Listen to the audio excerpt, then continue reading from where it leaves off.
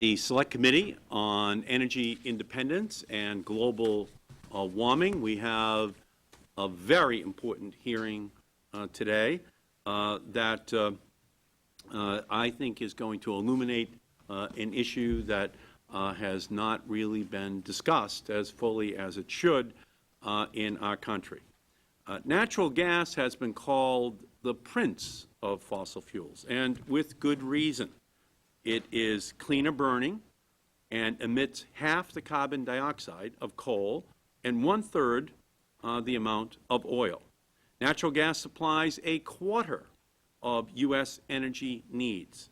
It is a crucial component in many aspects of the U.S. economy, from home heating to electricity generation to transportation fuel to a feedstock for the chemical industry for everything from fertilizer to pharmaceuticals. Over the last decade, the price of natural gas has increased dramatically, leaving consumers with bills that require a king's ransom to pay. Despite the recent dip, natural gas prices remain 2 to 3 times higher than they were at the beginning of this decade. It may be hard to imagine on a hot July day, but winter will be here soon, and many of our most vulnerable families will struggle to pay their heating bills. High prices have allowed the extraction of natural gas using more expensive drilling techniques and spurred new exploration and the discovery of significant new onshore resources.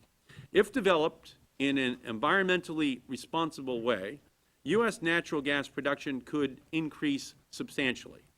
But we must not forget that natural gas, like all fossil fuels, is both a finite resource and a contributor to greenhouse gases. Because of that reality, we must use it wisely, in a targeted manner, and we must use it efficiently and in ways that help transform our economy to one that is more energy secure and climate friendly. Today, our witnesses will discuss a number of natural gas uses that are already helping to achieve those goals, and what might be possible in the near future. For example, the chemical industry produces composites that make our cars stronger and more fuel efficient, and insulation that reduces energy use in buildings. Natural gas is helping to supply cleaner electricity to dense urban areas and expand the use of renewable technologies by providing electricity when the wind isn't blowing or the sun isn't shining. New, highly efficient, micro-combined heat and power systems will allow homeowners to generate electricity and heat their homes while barely increasing their usage of natural gas. Natural gas vehicles are already displacing gasoline and diesel and improving air quality. The replacement of diesel fleets, such as buses and trucks, with natural gas-powered vehicles has especially helped reduce dangerous air pollution in some of our most polluted cities. Fuel cell vehicles hold the promise of using natural gas more efficiently in the transportation sector. As Congress considers energy policies that will increase our energy independence and help solve global warming, understanding the role of natural gas is critical. The testimony of our witnesses today should help us understand what policies are necessary to best deploy this precious natural resource. That completes the opening statement of the Chair, and I'll turn to recognize the ranking member of the committee, the gentleman from Wisconsin, Mr. Sensenbrenner. Thank you very much, Mr. Chairman. Natural gas is one of the most versatile and useful fuel sources in the world. It fires power plants, heats homes, and is a feedstock for many fertilizers and pharmaceutical products. And it can be used as an automotive fuel. Not only that, natural gas is one of the cleanest burning fossil fuels there is. It produces much less CO2 than coal or oil and has almost negligible amounts of nitrogen oxide and sulfur dioxide. Our country needs more of this useful fuel. In fact, there's plenty of it out there for us to use. The United States uses about 23 trillion cubic feet of natural gas a year, And the Interior Department's Mineral Management Service believes that there may be as much as 420 trillion cubic feet of natural gas on the outer continental shelf.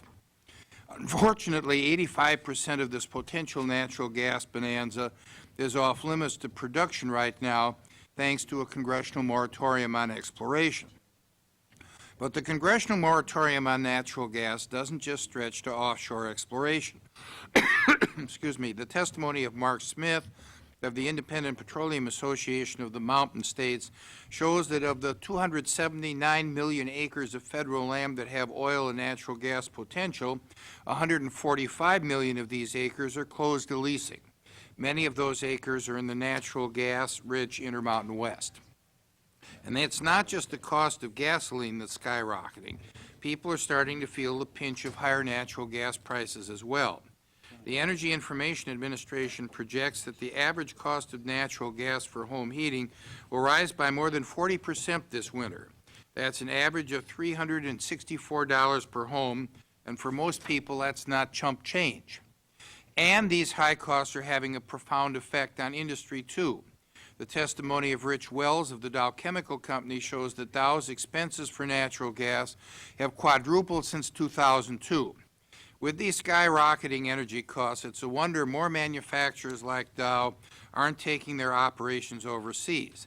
And did I mention that natural gas is cheaper in China and India? The Democratic governor of Pennsylvania, Ed Rendell, understands the value of natural gas. His state uses more than 500 billion cubic feet a year, which is nearly half of which is for residential uses. Just this April, Governor Rendell opened up 75,000 additional acres of state forest for natural gas exploration while acknowledging the need for cleaner burning fuels and increased energy independence. If the Democratic governor of Pennsylvania can do it, why can't Congress? Republicans are for increasing our domestic energy supplies across the board. We call it our all-of-the-above energy strategy. And yes, that includes renewables like solar and wind power. But as Mr. Smith notes in his testimony, natural gas will have to serve as a backup power source for these renewable energy sources because sometimes the wind doesn't blow and sometimes it's cloudy or even snowy where I come from. From the testimony today, I think it will be clear to everyone how valuable natural gas will be to our economy and our energy security. I think it will be clear to everyone that increasing our domestic supply of natural gas will help improve our economy as well as our environment. What won't be clear is why the House Democratic leadership is blocking a vote on opening these offshore areas for production of this vital natural resources. It sure isn't clear to me, and I'm sure it isn't clear when many people get their home heating bills this winter, and it won't be clear to them either. I urge Speaker Pelosi to let the House vote on this important issue today because the American people can't wait until tomorrow for relief from these high energy prices. I thank the Chair and yield back. Great. Gentleman's time has expired. The Chair recognizes the gentleman from Oregon, Mr. Blumenauer. Thank you, Mr. Chairman. I, too, look forward to the conversation here. Natural gas is going to play a critical role. We're going to have again and again pointed out that it has less than half the greenhouse gas emissions of coal. It has flexibility. It can be, as my good friend from Wisconsin points out, a bridge. It's also going to be important that we capture some of the natural gas that's currently being flared off. I hope that we're also able to focus on ways that we're going to be able to also do a better job of conserving the resource. I'm pleased that we were able to advance an amendment earlier in this Congress to promote decoupling so that gas companies are not penalized for conservation. I would be interested if any of our witnesses have thoughts and observations about how we might further adjust the regulatory scheme so that they are actually rewarded for conserving, something that comes up periodically as we've had these conversations. I look forward to an opportunity to explore this in greater length with our witnesses, and I will just sort of yield back at this point so we can get to it. Gentleman's time has expired. The chair recognizes the gentlelady from Tennessee, Ms. Blackburn. Thank you, Mr. Chairman. I thank you for the hearing, and I want to welcome all of our witnesses, and I want to thank you for submitting your testimony so that we had it in order to prepare for the hearing today. I think we're all interested in what you have to say. And I will say this, the chairman mentioned what a precious resource natural gas is. I think that we all realize that. But in order for Americans to benefit from that, it means it's going to require some action on behalf of Congress to enable companies to get to our natural resources, to actually be able to move that gas to the marketplace. I think we have to realize that, and we know that that is what our constituents want to see happen. Take, for instance, Memphis, that is in my district in Tennessee. There was a 13.5% increase in the natural gas rates from MLGW last year. The prediction is that those could go up 30% more this year. For families who are already feeling the pain at the pump, for families who know that their home heating is going to increase as much as their electric power rates are increasing this summer, and that their usage is going to change, doing nothing and not addressing the supply issues that we have is not something that they are willing to accept. They want to see some action. They want to see the supply problem solved. And that means that we need to agree on how to best do that. We all know the attributes of the product that you're going to talk about. We know that it is important to the portfolio of options that we have. We know that we as Republicans are supporting an all of the above strategy. We welcome you, and we're looking forward to hearing your remarks. Great. Gentlelady's time has expired. The chair recognizes the gentlelady from California, Ms. Solis. Thank you, Mr. Chairman, and I appreciate having the hearing this afternoon, and also to thank our witnesses for being here. We know that the U.S. is home to about 3.4% of the global reserves of natural gas, and I'm pleased to note that about 2% of the proven technically recoverable natural gas reserves in the OCS are currently available for leasing and development. The multiple uses of natural gas, as we know, however, pose an interesting alternative to oil. In the district I represent, there is a concerted effort to switch to cleaner burning vehicles, and I'm happy that I was able to secure funding for one of my local cities who actually reconverted their buses to a natural gas system. So I think the movement is happening more and more readily across the country. And I'm eager also to hear today about the efforts of Honda Corporation, and hopefully other auto manufacturers will take their lead as well and begin to look at alternative vehicles that can be more useful and better proven for our economy as well as for our environment. We had a terrible earthquake yesterday in Los Angeles, and it did affect my area. It was a 5.8, I believe. And we're always worried about LNG facilities and safety factors and containment. So that's an issue that I personally have of concern. We've had our issues also with respect to a sighting of a potential LNG facility out along the coast in Santa Barbara, I believe it was. Not Santa Barbara, I'm sorry, actually one of the cities close to East Los Angeles where I represent. There's just a lot of issues regarding consulting the local communities and making sure that input is available where these sightings are going to be placed. I think it's a way that we have to realistically look at, but we also have to look at where we place these particular plants. And in my case, we suffer from a large number of egregious projects that have been placed in a city that's been overburdened. Many times we refer to it as an environmental justice playground for people because they cite a lot of different sites there that are heavily contaminated, and of course our community becomes concerned and affected. So just with that, I just want to raise those questions and hopefully have some opportunity to talk to you about that. Thank you. Great. Gentlelady's time has expired. The chair recognizes the gentleman from Oregon, Mr. Walton. Thank you very much, Mr. Chairman. I want to welcome our panelists and guests today. Obviously, this issue of natural gas and its availability and affordability are paramount on the minds of those of us on this select committee, those of us on the Energy and Air Quality Committee, as well as our constituents. I know in the Northwest, in Oregon, they've announced residential rate increases of 35 to 40% for natural gas for this coming heating season. So consumers who are feeling the shell shock at the pump are going to feel it when they get their home heating bill this winter, and that's going to be yet another shock to the family budget and shock to the economy of our country. I mean, I already hear it when I go out in my 70,000 square mile district and talk to farmers and ranchers who are paying double for their fertilizer costs. When you're seeing $5 diesel to run the vehicles, this is a real problem in this country. And this Congress has been an absolute failure when it comes to addressing access to energy, America's great reserve of energy.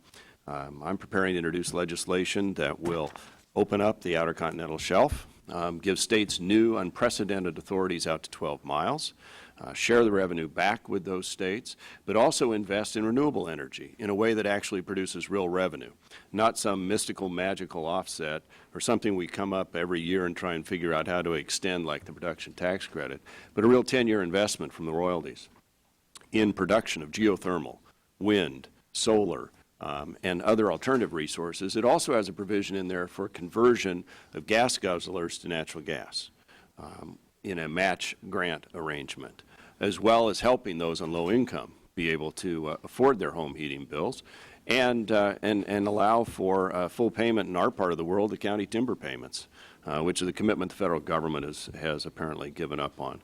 We can do that. We don't have to be mired the way we are today, thinking America is going to be third rate to some other country while we ship billions of dollars overseas to countries that hate us. It doesn't have to be that way. This Congress needs to act. We'll have legislation to do that, and I just hope that the majority will allow it. Thank you, Mr. Chairman. Thank you. The gentlelady from South Dakota. Thank you, Mr. Chairman. I thank our witnesses for being here today. I think this is a very important hearing.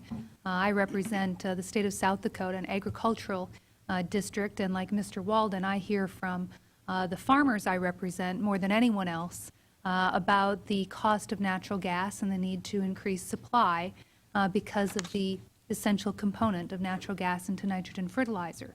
So unlike those who may believe that farmers are reaping substantial profits given the price of commodities, when you look at the doubling of their fertilizer and fuel costs, they are demanding additional action to increase supply. It also makes me wary, not only for them, but those of my constituents who, through investor-owned utilities, supply electricity with natural gas to those in some of our larger communities and our more rural ones as well.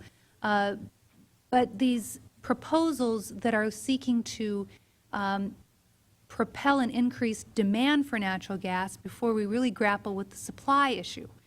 So I'm looking forward to hearing from the witnesses today and posing some questions, particularly as it relates to agricultural constituents, and not just fossil fuel natural gas, but renewable natural gas, as I think one of the witnesses will talk about at greater length. So, Mr. Chairman, I thank you and yield back. The gentleman from New York, Mr. Hall. Oh, I'm sorry, John. The gentleman from Oklahoma. Thank you, Mr. Chairman. Thank you for holding this hearing on an important role that natural gas can play in helping our nation achieve energy security.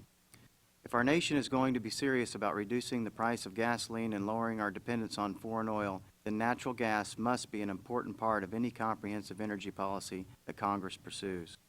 In the first session of the 110th Congress, I introduced bipartisan legislation with Congressman Towns and Congressman Hall, which reauthorizes the Department of Energy natural gas vehicles research, development, demonstration, and deployment program for an additional 5 years. I look forward to hearing testimony from all our witnesses, and especially Aubrey McClendon, Chairman and CEO of Chesapeake Energy. Chesapeake Energy is located in my home state of Oklahoma and is the largest independent producer of natural gas in the United States. Mr. McClendon also serves as the chairman of the American Clean Skies Foundation, who just today announced a groundbreaking study about the supply of natural gas. It is my understanding that this study does not take into account areas that are currently in moratorium. I can only imagine the impact on supply if we can successfully lift the moratorium on these areas in the West and offshore. I'm glad that our committee will get to hear firsthand about these important findings, and I thank you, and I yield back the balance of my time. Thank you. Gentleman from New York. Thank you, Mr. Chairman. And before I make my prepared remarks, I just wanted to say that contrary to some of the comments from my friends on the other side of the dais, I and other members of this caucus, the majority Democrats, are not against exploiting our resources. We're not against drilling. In fact, we voted for the Drill Act last week, which was unfortunately defeated largely through the opposition of the minority, which would have required oil companies to drill on the 68 million acres plus that they already have leased and permitted and are ready to put the drill bit in the ground, but for some reason they're not doing it. So I just would like to lay that once again to rest, that I am also for renewables. 30 years ago, I co-founded a nonprofit that raised over $1 million and gave it away in small grants for solar, wind, geothermal, and conservation and other alternatives. And I only wish the government had been doing that for the last 30 years, or we wouldn't be where we are today, where the skyrocketing prices of oil and gasoline have rightfully garnered a significant amount of attention and debate, in which context it would almost be understandable to call natural gas the forgotten fuel. This would be a drastic mistake, and I'm glad the committee is taking time to examine the issues surrounding the use and potential of natural gas. Natural gas tends to be cleaner burning than oil and coal, and proportionally we have more of the world's gas resources than we do oil reserves. It makes sense, then, that increasingly the choice for new power generation is natural gas. While natural gas does have advantages, it would be dangerous to delude ourselves into thinking it can be a cure-all for our energy crisis, because it's also an important feedstock for chemical production, fertilizer, and a number of other uses. We have to be careful that we factor in the impact of increased demand on these commodities as we discuss how to best capitalize on our natural gas resources. Likewise, we must make sure that as we contemplate developing natural gas resources, we fully understand and address the impacts of exploration. My district in the Hudson Valley of New York State is very close to areas that are considered part of the Marcellus Shale Gas Reserve. Much of the discussion about exploring the reserve has centered on the method of hydrofracking, which could have severe water use and environmental impacts. I look forward to hearing the thoughts of our panel and how we can make the most effective and responsible use of our natural gas resources, and I yield back. Great. Gentleman's time has expired. Gentleman from Missouri, Mr. Cleaver, is recognized. Thank you, Mr. Chairman. I'd like to associate myself with the comments of my colleague, Mr. Hall, the preface he made before his comments about natural gas. I would also like to welcome our distinguished guest, and we appreciate your presence here today. Natural gas is cleaner, and I had to do this argument last night with a group of people pushing something else, but it's much cleaner than coal. It uses about half the carbon, releases about half the carbon emissions of coal, and it has the potential of becoming a viable replacement for coal to heat and cool homes and to power vehicles. I'm always fascinated by and have much appreciation for the buses that move up and down the streets of the District of Columbia, and they have the lettering on the side. This bus is clean, is powered by clean natural gas. And I've also made attempts to get our area transportation authority interested in trying to get more buses that are fueled by natural gas in Kansas City, Missouri. The collection of natural gas is an invasive process, and increased demand could encourage calls for drilling in protected areas. Additionally, natural gas is a limited and finite resource. The supply that exists within our borders today will last only until it's all gone. And after all the natural gas is utilized by our homes and our vehicles, we'll still have to find a new source of energy.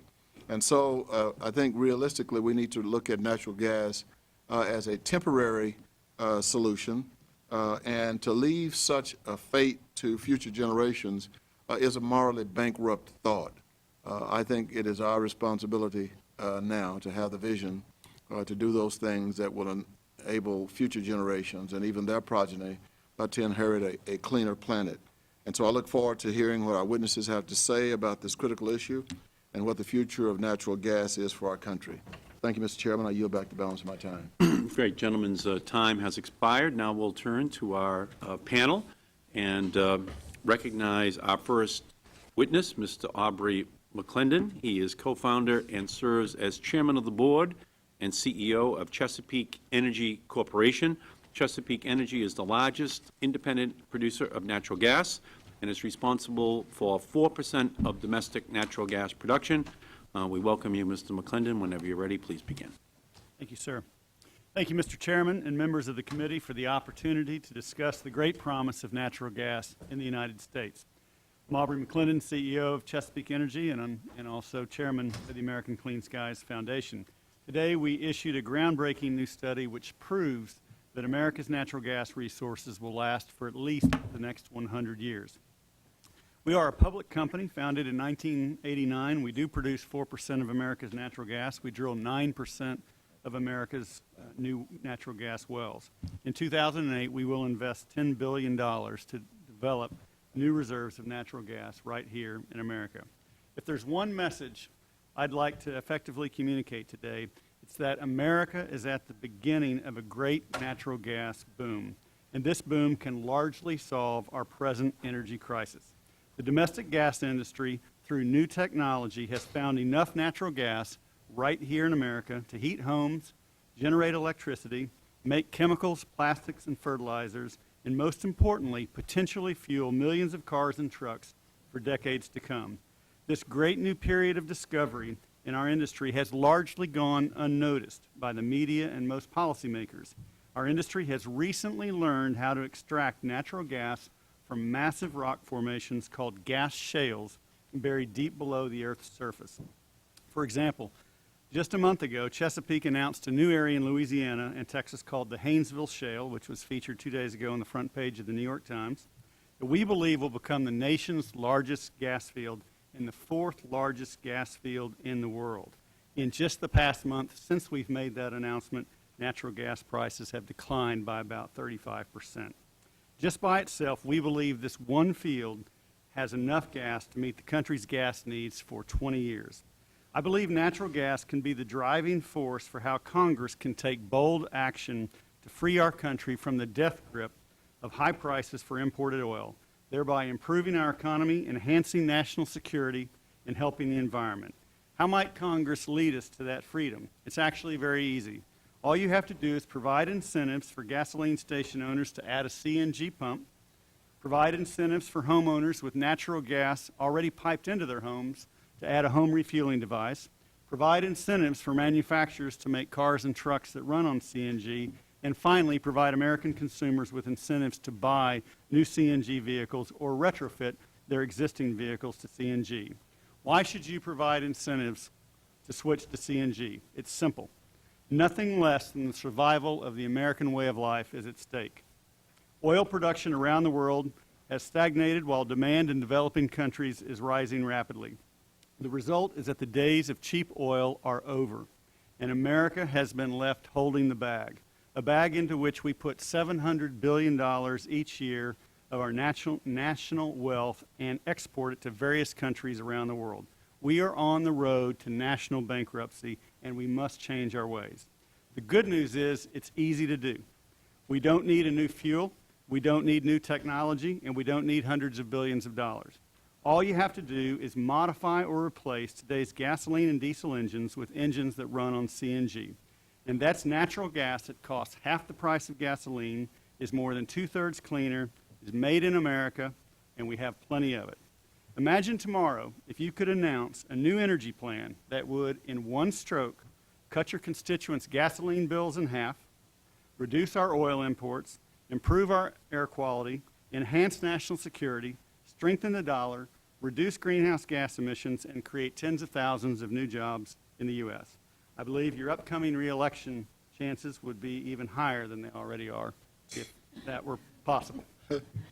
In closing, I would like to offer my 100% support for Representative Sullivan's bill, as well as the Emanuel Bourne New Alternative Transportation to Give American Solutions Act, or more simply, the Nat Gas Act, which was introduced on July 22nd, that would start us down the road of freedom from foreign oil. I urge each of you to become a co-sponsor of this legislation and lead America out of our energy wilderness into a brighter future fueled by clean, affordable, abundant American natural gas. Thank you. Thank you, Mr. McClendon, and thank you so much for dramatically increasing the likelihood of the reelection of Mr. Sullivan. We appreciate that. Let me now turn to recognize our second witness, Mark Smith, the Executive Director of the Independent Petroleum Association of Mountain States, a nonprofit trade association responsible for oil and natural gas development in the Intermountain West. Mr. Smith has also worked in research, strategic planning, and government affairs. We welcome you, Mrs. Smith. Mr. Chairman, members of the committee, thank you for the opportunity to appear before you today. This is a very important and timely hearing. I'm here today on behalf of the Independent Petroleum Association of Mountain States, a nonprofit, nonpartisan organization representing more than 400 independent oil and natural gas producers and related companies committed to environmentally responsible oil and natural gas development. Armed with new technologies and a new generation of high-tech savvy employees, America's independents are producing energy from complex reservoirs that were thought to be uneconomic just 10 years ago. This Congress could help put America on a path to greater energy independence and a sustainable energy future by lifting restrictions on OCS drilling and addressing the barriers that are limiting development of new supplies of oil and natural gas in the Intermountain West. As the cleanest burning fossil fuel, natural gas will also play an increasingly important role in a carbon-constrained world as an essential part of any plan to reduce greenhouse gas emissions. If we increase demand for natural gas, we need to have corresponding policies to plan for the development of new supplies. Natural gas producers don't need special subsidies. They need access to the places where energy resources are found and a predictable regulatory and tax structure in order to make long-term investment decisions that ensure uninterrupted supply. Some of the most promising areas for future development of natural gas are the Outer Continental Shelf and the onshore federal lands in the Intermountain West. In total, 279 million acres of federal land have oil and natural gas potential. Of these acres, 145 million are closed to leasing and another 20 million are inaccessible because of surface occupancy or ground disturbance is prohibited. The Intermountain West is possibly best poised to help the U.S. meet its near-term energy needs. The region already supplies more than 25% of our nation's natural gas while occupying less than 1% of federal lands in the region. Production from this region has grown by nearly 1 billion cubic feet a day this year and has grown more than 50% in the last decade. Recently, there have been misleading claims that U.S. energy companies are not actively developing federal lands they have already under lease.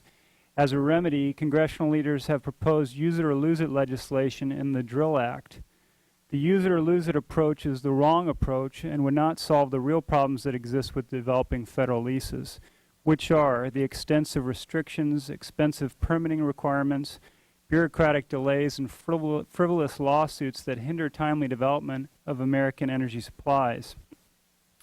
Drilling new wells is and will continue to be critical to maintaining supply. To highlight this point, consider the fact that 50% of the natural gas we use today comes from wells that were drilled in the last 3.5 years. In fact, according to the Cambridge Energy Research Associates, natural gas drilling in the Intermountain West will need to increase 75% over the next 10 years to sustain current production levels. If Congress increases the demand for natural gas by moving forward with cap-and-trade legislation to reduce CO2 emissions, it should carefully consider policies that ensure timely access to some of the most promising areas for future supply. Ignoring the current policies that contribute to bureaucratic delays and limit access to federal lands will only serve to deepen our nation's energy challenge. Please consider the following list of policy recommendations as tangible near-term steps that can be taken to ensure supply. Congress should increase the budget for the Bureau of Land Management oil and gas programs so that the agency has the necessary staff and resources to process applications for permits to drill and rights of way for gathering and pipeline infrastructure.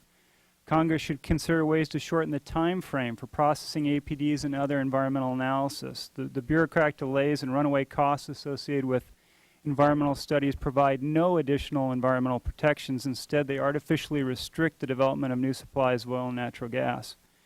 Congress should not delay areas with significant the leasing of areas with significant natural gas resources.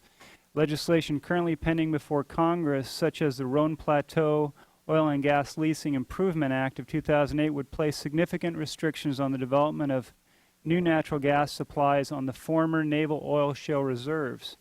Congress should carefully consider how the creation of new wilderness areas will limit the ability of America's ability to meet future energy needs. The Red Rocks Wilderness Act and the Colorado Wilderness Act of 2007 present specific threats to some of our nation's largest supplies of natural gas. Congress should also consider limiting the ability of obstructionist groups to stop leasing, exploration, and development on federal lands. And Congress should appropriate the statutorily mandated funds for research and development of new technologies, the Section 999 program. If you could summarize, Mrs. Smith. As this committee examines the daunting tasks of ensuring America's energy independence and addressing the important issue of climate change, independent oil and gas producers stand ready to help. Thank you for allowing us to appear today. Thank you, Mrs. Smith. Next, we welcome Mr. Clay Harris, a geologist by training and the CEO and President of Suez LNG North America, an international energy company that is one of the main LNG importers in the U.S. market. Please begin whenever you're ready. Thank you, Chairman Markey and members of the committee, for inviting me to present testimony regarding LNG and for your leadership on the important issues of energy independence and global warming. I will concentrate on 3 points. First, LNG can contribute substantially to a region's energy supply. As you know, Mr. Chairman, our terminal in Everett meets 20% of New England's natural gas demand. We supply the fuel for one of the region's largest power plants, which can generate enough electricity for 1.5 million homes. If LNG resources were not available in New England, supplies would be far tighter and consumers would suffer. We are also starting construction of our new offshore regasification system near Gloucester, which is designed to provide an additional 400 million cubic feet a day to the New England market. In Florida, we are working to complete the permitting process for a similar offshore regasification facility near Fort Lauderdale. This project could ultimately bring as much as 1 billion cubic feet a day of natural gas to the Florida market. We believe that wherever there is a regasification facility, LNG keeps downward pressure on prices by helping to diversify and increase a region's energy supply. Second, LNG alone cannot meet all of our growing needs for natural gas. We view LNG as an important energy source in addition to other North America natural gas supplies, not as a substitute for them. As a nation, we need to do a better job of developing our natural resource base, in part because traditional fuel sources are going to be the backbone of the energy system for some time. We at Suez are fully committed to renewable energy, with about 430 megawatts of renewable capacity either installed or under construction, and another 2,000 megawatts in development. But the data is clear. Last year, renewables accounted for 4.4 quadrillion BTUs of the more than 101 quads that we consumed. By comparison, fossil fuels accounted for 86 quads of energy last year. Consequently, we believe that we will need more supplies of natural gas, including LNG, in the future. In the last few years, expansions and new construction have raised LNG regasification capacity in North America to around 14 billion cubic feet a day. By 2015, that number will be more than 22 billion cubic feet a day. With respect to actual imports, even though 2008 imports of LNG will likely be only half of 2007 imports, they are projected to return to 2007 levels next year and continue to increase. EIA has projected that by 2030 we could bring as much as 2.8 TCF of LNG into the United States, which could be as much as 10% of the total gas demand. On a related note, it is important for policymakers who are concerned with our energy security and carbon emissions to look at opportunities to further improve the use of natural gas and electric power generation. Right now, natural gas accounts for about 20% of electricity generation, and it is clear that it is being looked to as a bridge fuel for power generation for the foreseeable future. Unfortunately, in some regions, particularly those that have not adopted competitive and fully transparent wholesale power markets, older, less efficient natural gas power plants continue to operate, while newer, more efficient and cleaner natural gas power plants remain idle or underutilized. Such inefficient use of natural gas not only increases emissions and wastes natural gas, but increases the electricity cost to the consumer. Third, I would like to address the international aspects of LNG. While LNG is a global commodity, it is premature to talk about a world gas price. In reality, there are several regional markets for natural gas, and the prices in each one vary according to local circumstances. Additionally, on a global scale, there is more regasification capacity than there is liquefaction capacity. That's the nature of the LNG business model. More regasification capacity provides flexibility in supply and price responsiveness to markets. That also means that a growing proportion of the LNG marketplace, perhaps as much as 20%, consists of divertible cargoes. Finally, the presence of LNG means that there are some interrelationships between the regional natural gas markets. For instance, when Japan's gas demand spiked last autumn due to a shutdown of nuclear units, divertible LNG went to Japan. Similarly, when the price of natural gas in Great Britain dropped last spring and summer, divertible LNG wound up being shipped to the United States. Those transfers simply reflect market dynamics. Thank you again for inviting me. We think LNG can be and is an important part of the energy supply equation for the United States. I look forward to answering any questions you might have and working with the committee on these important issues. Thank you, Mr. Harris, very much. Now, turning now from natural gas production to its use, we welcome Mr. David Manning, the Executive Vice President of U.S. External Affairs at National Grid, an international electricity and gas supplier. He has previously served as the Executive Vice President and Chief Environmental Officer of Keyspan, one of the nation's largest gas distributors. And early in his career, he served as Deputy Minister for Energy of the province of Alberta in Canada. So we welcome you, Mr. Manning. Whenever you're ready, please begin. If you can move in closer to the microphone, please. I'm sorry. Thank you very much. And if I could speak, turn it on. That's better. I apologize. If I could speak with the mic from the consumer's end of the pipeline. Just a quick word about National Grid. We are one of the largest distributors of natural gas and electricity. We have about 9,000 miles of transmission. We serve about 15 million people. We move 718 billion cubic feet of gas per year to generators and to homes and to businesses, which accounts for about 3% of the U.S. supply. So obviously these issues are very critical to us. We have spent about $1.5 billion in energy efficiency programs in New England alone. Energy efficiency is obviously one of our primary missions as a company, both on the gas and electric side. So we do believe that while natural gas is critically important and offers a great advantage in terms of its CO2 emissions, it is also the fuel excuse me, which facilitates the greatest opportunity for energy efficiency technology. So if I could just go a little bit further, the generation side of natural gas is critically important to the Northeast. 40% of the generation in New England is now running on natural gas, slightly more than that. In New York, it's probably about 12% pure natural gas, but about 24% of the plants in New York State run on some combination of gas and oil. We are the largest, today we are the largest independent power generator in New York State, and all of our plants, of course, are running on natural gas currently, which is better for the environment and also has a price advantage. So it's critically important, but more important than that, and of course, if I could just repeat, and I know that the Chairman brought this up, pounds per billion billion BTUs of energy, 117,000 for natural gas, 164,000 for oil, 208,000 for coal. This is not to say that we shouldn't try and drive our clean coal technologies and shouldn't find ways to improve the use of all these energy fuels, because as every member has pointed out, your constituents are being afflicted by high energy costs. So I think National Grid's agenda is we need to first and foremost drive energy efficiency and of all fuels, and the fuels that we do use not only must be available, but they must be used in the best way possible, both for the environment and also in terms of energy efficiency to reduce our dependence on imported fuels.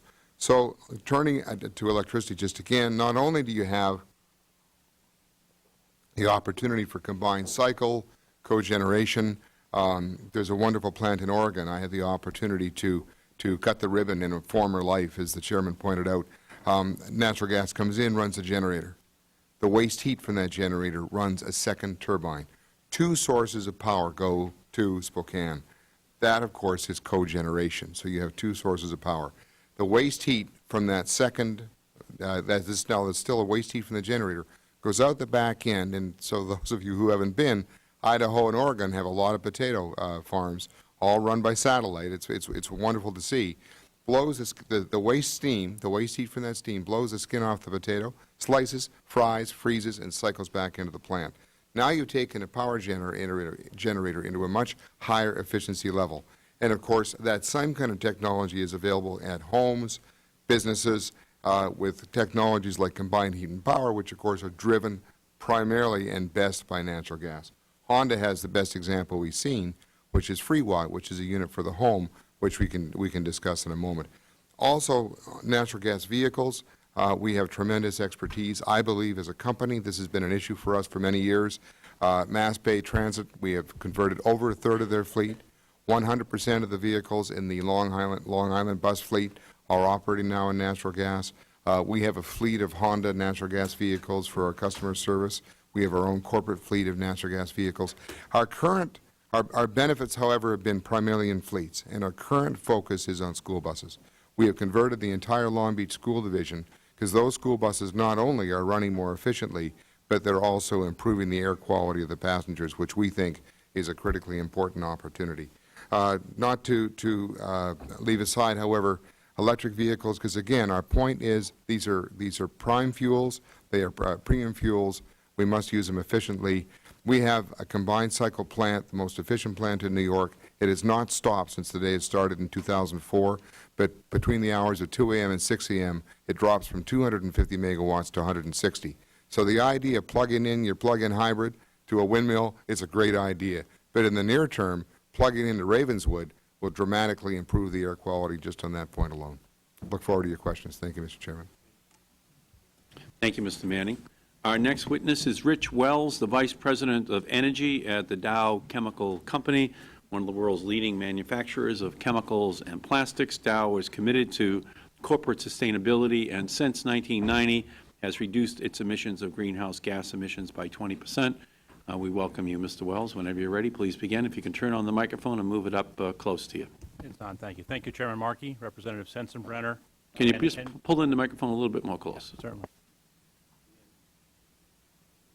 Thank you, Chairman Markey, Representative Sensenbrenner, and other members of the committee.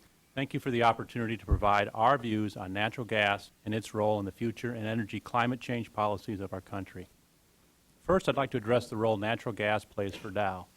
As the nation's largest chemicals and plastics producer, Dow uses natural gas and natural gas liquids as both a fuel and a raw material. For its global operations, Dow uses the energy equivalent of 850,000 barrels of oil each and every day. Of this total, approximately half is in the United States.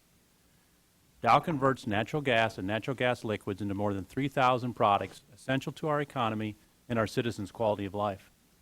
These products serve as building blocks for everything from pharmaceuticals, insulation, electronic materials, fertilizers, and much more. The rising price of natural gas has had a dramatic impact on Dow's operating costs. In 2002, our total annual energy and feedstock bill was $8 billion. For this year, it is projected to be $32 billion. As a result, we've taken a number of actions necessary to sustain our operations and retain the ability to invest in our future. Let me give you some examples of what we've done. Our relentless focus on energy efficiency has saved over 1,400 trillion BTUs of energy since 1994. That's enough to power every home in California for 16 months. We've shut down over 90 facilities since 2003. In the last 2 months, we've announced price increases totaling 45%. These increases will be reflected in the prices consumers pay for items such as trash bags, diapers, detergent, food, and many other daily household items. We are pursuing alternative and renewable energy and feedstock projects. As an example, we're building a world-scale plastics plant in Brazil where polyethylene will be made from sugarcane. And finally, we are preferentially investing in other parts of the world where energy costs are considerably lower. In fact, Dow has announced projects in Brazil, China, Kuwait, Libya, and Saudi Arabia. These investments will create 10,000 direct and 60,000 indirect jobs. Many of these jobs could have been created here in the U.S., but for the high and volatile cost of natural gas. We believe natural gas is of greatest value as a raw material for value-added products. At Dow, we turn $10 billion worth of natural gas and natural gas liquids into $45 billion of value-added products each year. Chemistry creates wealth by converting precious resources like natural gas into value-added products essential to our way of life.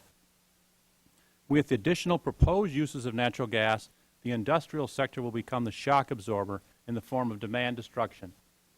Demand destruction is a sterile economic term for job loss. In fact, with natural gas prices increasing more than 460% over the last 8 years, our country's manufacturing sector has lost 3.7 million jobs. As our country becomes more concerned with energy security and reducing global warming, we run the risk of dramatically increasing demand for natural gas. As an example, natural gas in the power sector could ramp up dramatically under a climate change policy that does not rapidly deploy nuclear technology and carbon capture and sequestration. To prevent this, we recommend that Congress enact comprehensive energy policy that addresses high prices, dependence on foreign sources of energy, and climate change. We believe this can best be accomplished by focusing on aggressive energy efficiency measures, increasing and diversifying domestic energy supplies, including more natural gas production, further developing alternative and renewable sources of energy, and passing environmentally effective and economically sustainable climate change legislation. Recent proposals, such as the Pickens Plan, have some positive elements, like increased wind and solar power generation. However, we are concerned that adding new uses for natural gas, such as in transportation, will create new and relatively inelastic demand that we may not be able to meet without high prices and further demand destruction in the industrial sector. In conclusion, the U.S. needs a comprehensive, sustainable energy policy. Simply increasing demand for natural gas without addressing the supply issue is not a sustainable policy. It seems that members of Congress are talking past each other on energy policy. We need serious action on both supply and demand. It's a need that cries out for bipartisan solutions. I thank you for the opportunity to participate in today's discussion. Thank you, Mr. Wells. And our final witness is Mr. John German, the Manager of Environmental and Energy Analysis for the American Honda Motor Company. Honda is the only company currently offering a compressed natural gas passenger vehicle, the Civic GX, in the United States. Since its introduction in 1998, both EPA and the American Council for Energy Efficient Economy have ranked it as one of the greenest cars in America. We welcome you, Mr. German, and we look forward to your presentation. We'll just wait a second here so you can get your props set up. And Taking a page out of your book, Mr. Chairman. I think it's already got my attention. I like props, and we have a little bit of an obstructed view there. If you can pull that out a little bit further. All right, beautiful. Thank you. Thank you. So, Mr. German, please begin. Okay, thank you. Mr. Chairman, members of the committee, good afternoon. I appreciate the opportunity to appear today to discuss Honda's work with natural gas. I request that my full statement be submitted for the record. Honda believes there is no single solution to America's dependence on petroleum and global warming. As a result, we are dedicated to advancing and implementing a variety of fuels and technologies. Our objective is to introduce technologies that lower emissions, improve energy conservation, and increase fuel economy while meeting the needs of our customers and of society. One such technology is our dedicated natural gas vehicle, the Civic GX. It is the only natural gas vehicle produced or sold in America. Natural gas offers significant benefits when used as a transportation fuel, as it operates cleanly and efficiently in internal combustion engines and works in a variety of vehicle applications. Natural gas also has low upstream emissions and a lower ratio of carbon to energy output than petroleum, which reduces greenhouse gas emissions. First introduced in 1997, the GX is produced at Honda's East Liberty manufacturing plant in Ohio. It has been called the cleanest vehicle ever tested by the U.S. EPA. Historically, our sales have been between 500 and 1,000 vehicles per year, but Civic GX demand is now at an all-time high, and the market is growing due to the combination of high gasoline prices, concerns about energy security, and the introduction of a home refueling station. The price of the Civic GX is approximately $25,000, which is about $7,000 more than a comparable gasoline engine Civic. Part of this price differential is offset by a federal tax credit of up to $4,000. The price premium, due primarily to the increased expense of key components, such as the special tank and fuel system, could be lowered somewhat with increased volume. The GX has a range of up to 220 miles on an 8-gallon gasoline equivalent fuel capacity. Compared to plug-in hybrids, fuel cell, and battery electric vehicles, the cost increment for natural gas vehicles is much less. Due to infrastructure constraints, Honda's initial market for the Civic GX was fleets. However, with the development of a home refueling device known as Fill, Honda has begun to market the vehicle to retail customers. Fill, which is illustrated up here, that's a full-size photo, taps into the consumer's residential natural gas line, connects to the vehicle, and fills the tank overnight. We have found that the convenience of home refueling is a major attraction to many customers. Mile for mile, natural gas is much less expensive than gasoline, particularly at residential rates. Every gallon of equivalent of natural gas displaces 1 gallon of gasoline and cuts CO2 emissions by about 25%. Honda's experience with natural gas vehicles also serves as a pathway to hydrogen fuel cell vehicles. The physical properties of hydrogen and natural gas are similar, and so are many of the components. With natural gas being the base fuel in many cases for producing hydrogen, Honda is testing an innovative home energy station that generates hydrogen from natural gas. Honda's home energy station, developed in cooperation with Plug Power of New York, makes efficient use of a home's existing natural gas supply for production of hydrogen while providing heat and electricity to the home. Our 4th generation station is currently deployed at our Torrance campus and is used to fuel the Clarity, our new fuel cell vehicle. Incidentally, last week, Honda leased its first Clarity to a retail customer in California. We'll be leasing 200 additional Clarity vehicles to individuals over the next several years at the rate of $600 per month for 36 months. Honda also makes a micro combined heat and power system for the home. And this is the FreeWatt system illustrated on the other one. It's a home natural gas cogeneration unit that produces about 1/3 less carbon dioxide emissions than a conventional heating system with electricity provided from the grid. The product is marketed in New England and sold through a joint venture known as Climate Energy. The system combines 2 technologies, an advanced furnace provided by ECR of Utica, New York, and a natural gas-fired generator produced by Honda. Economic viability of the system would be further increased if the electric grid could accept excess electricity generated by FreeWatt.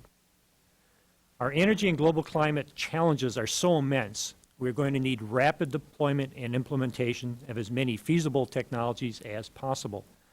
Although supplies of natural gas are not unlimited, natural gas vehicles are one of a number of important near-term technologies.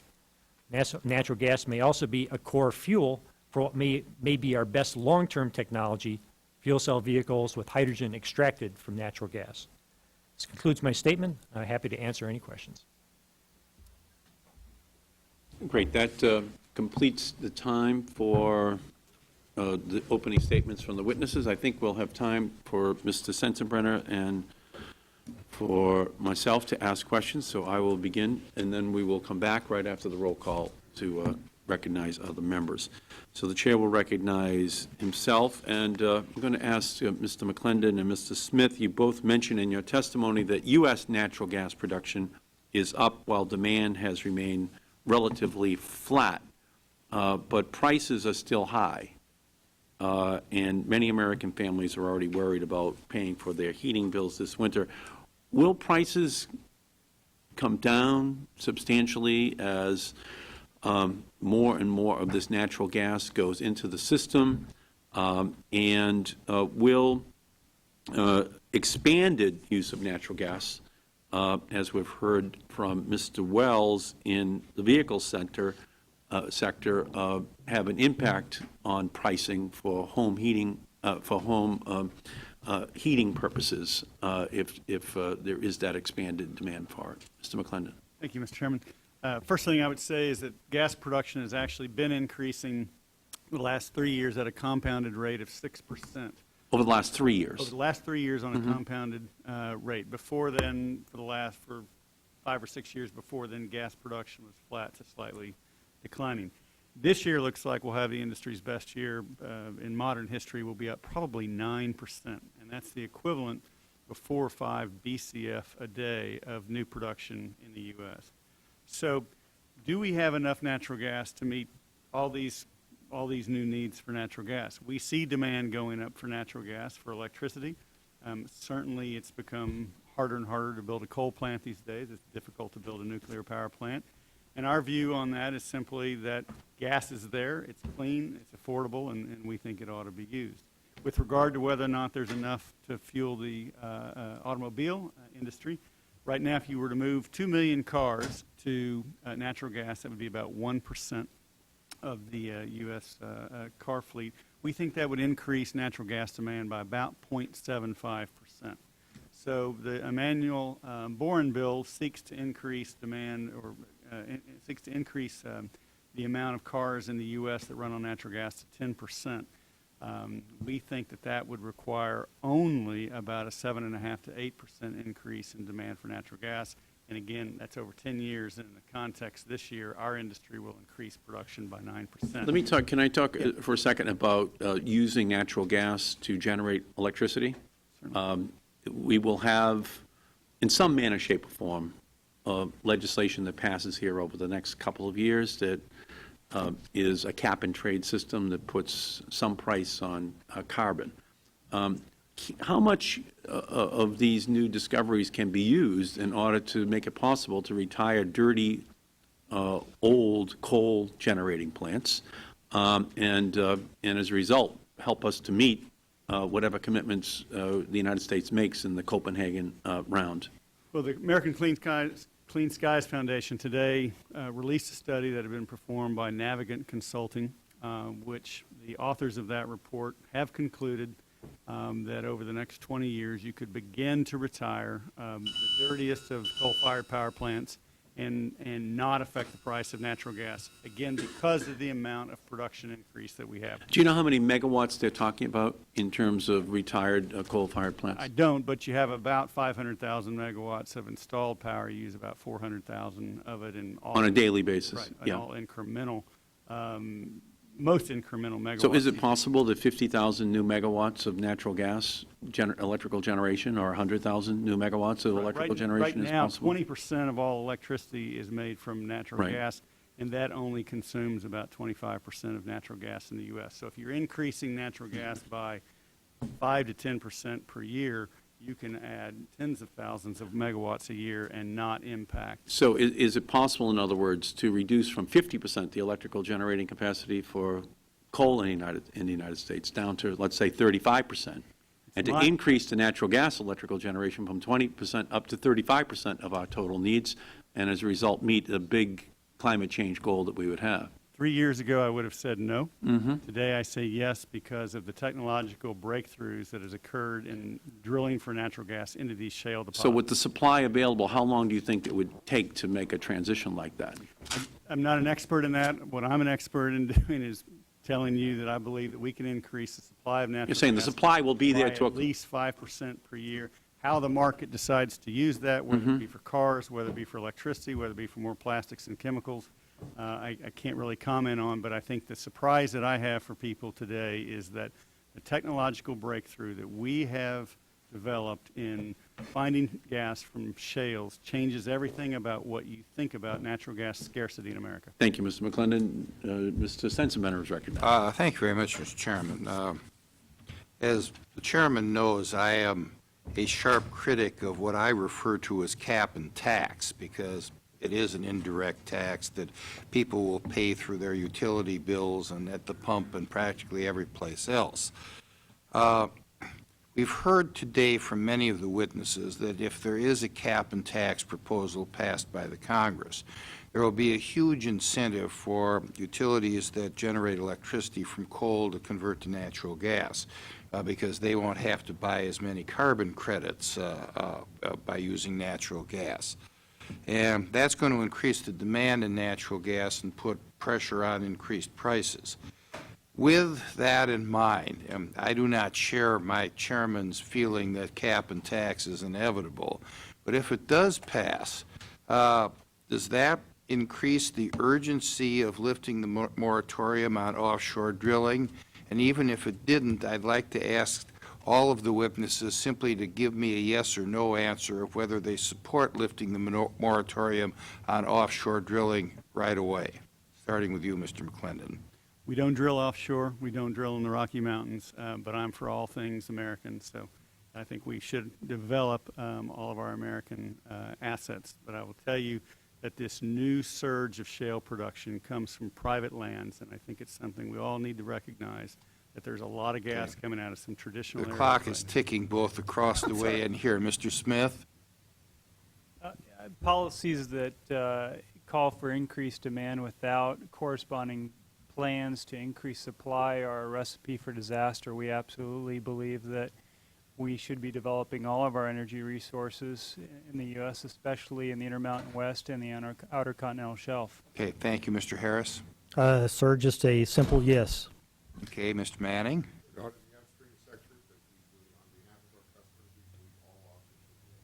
Okay, thank you, Mr. Wells. Yes.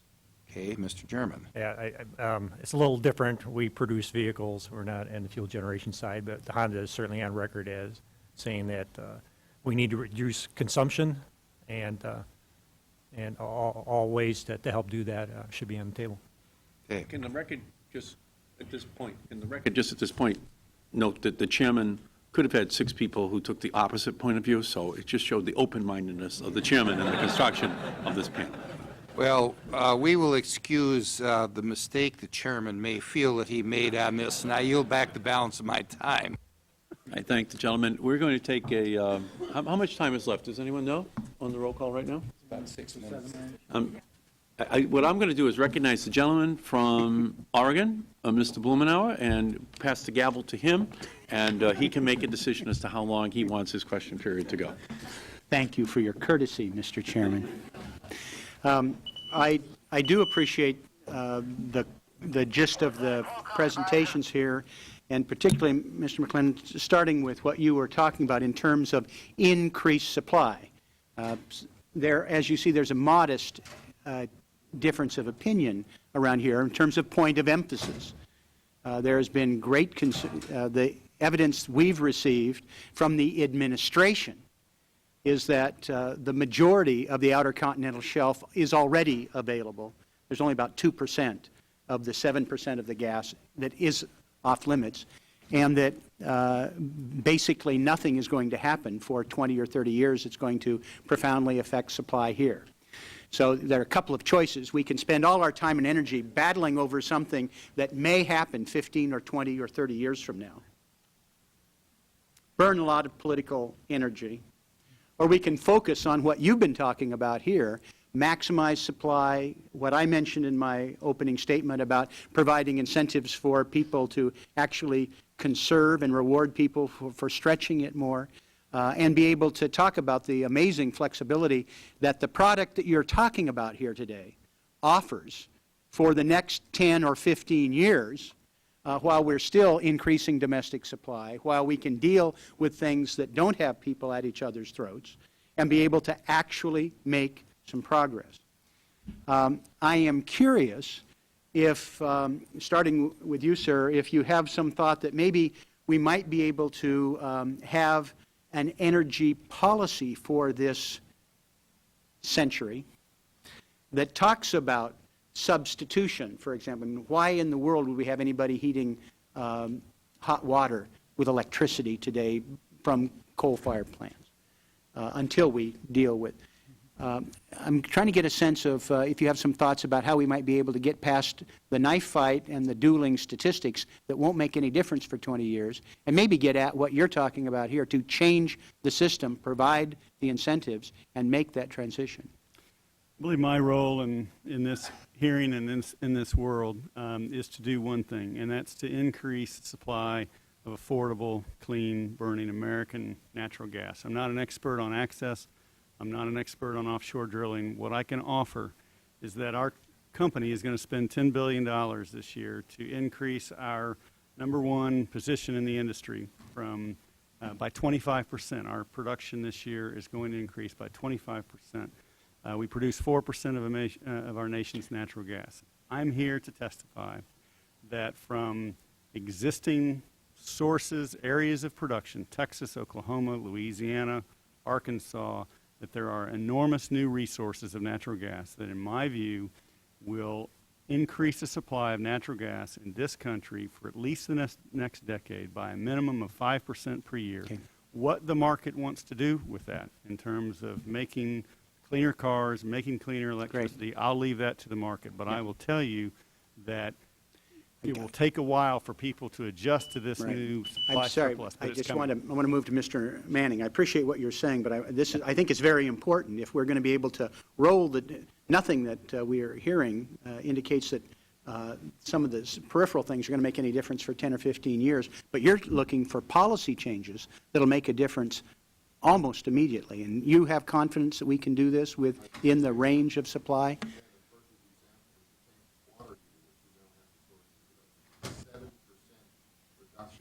I'm sorry, I missed it again. The tankless water heater, which we now have to source from Europe, gives you a 70% reduction in heat energy to heat water, and it only heats water when you need it. So there's a tremendous amount of low-hanging fruit out there, and I think you're right, decoupling and those sorts of policy initiatives. But like the OCS debate, that starts to bring in the states, and the opportunity for the federal government to work with the states and to create some sort of a set of rules with a transparent, clear understanding of how to get this stuff done. The cheapest power plant is the one that you never build. You know, I appreciate your courtesy. I apologize that I'm running off to vote and leave you to your own devices. But I would like to follow up with each of you about the policy framework that we should be doing here in the next 10 years. One of the things we're advocating is with Senator Obama, with the House Democratic leadership, and trying to make it part of a discussion is an infrastructure plan for this century that's realistic about what we do with energy and making these pieces, particularly as it relates to natural gas, be able to coax as much out of that as possible.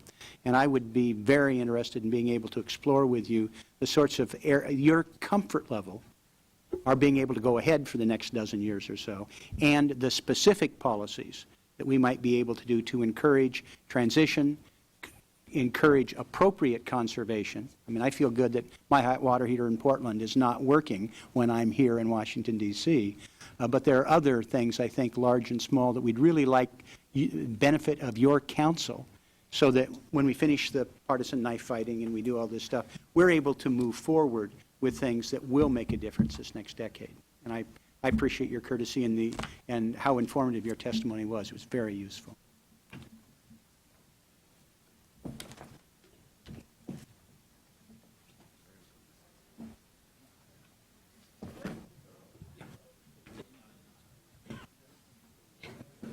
Has to work on the stagecraft a little.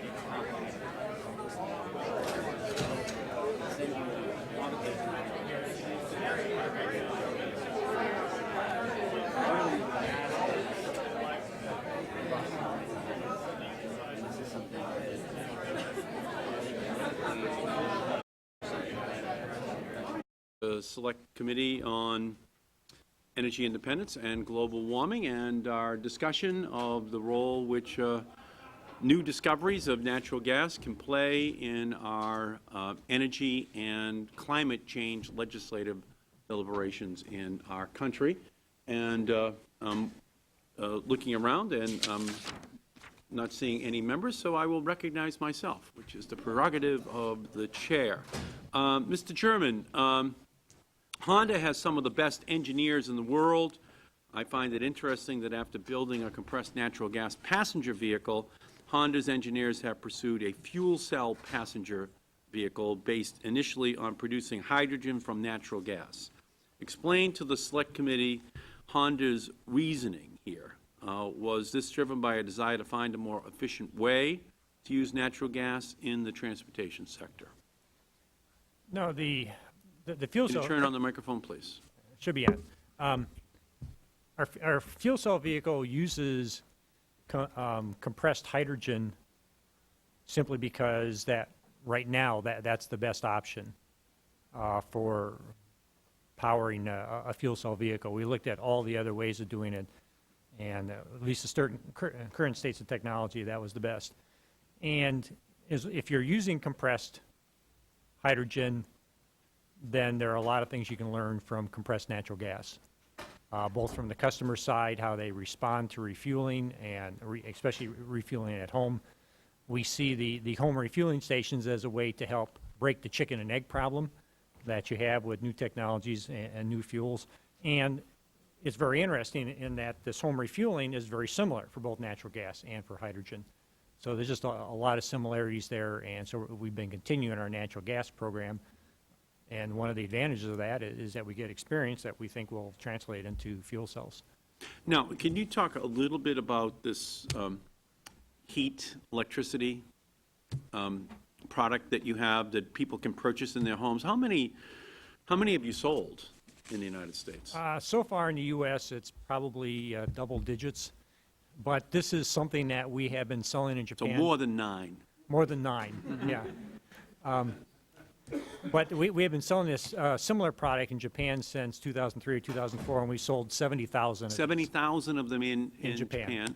And they're in residences? Yes, they're primarily And small is there a businesses. tax break for that in Japan? I don't know. Yeah. Sorry. Would it be advisable for us to have a tax break here in the United States to encourage people to move in that direction? In general, Honda, thinks that temporary near-term incentives can be really helpful in getting a new technology started. So that could be something that could help jumpstart it here in the U.S. Okay. Is there a difference between the receptivity in the Japanese market and the U.S. market, or is it just that you focused on Japan first and you're just breaking into double digits here because of a later start? Yeah, we've just started in the U.S., and we're starting in the Northeast. There is probably one major difference between Japan and U.S., and that is the complexity of the regulatory structure. Where in Japan, basically, you work it out with one place, and you have the whole country covered. And here, you have every utility and every state has different rules. So you can sell the electricity back into the grid in Japan? Yes. Yeah, and you can't really easily do that in the United States. No, Is that a law we have to change here to move to net metering? I don't think it doesn't necessarily require a law. Certainly, a law would help streamline things. But the utilities and the PUC certainly have the ability to allow it and set it up without that. Right, but Yeah, they're not. But except for the fact that they're not. right.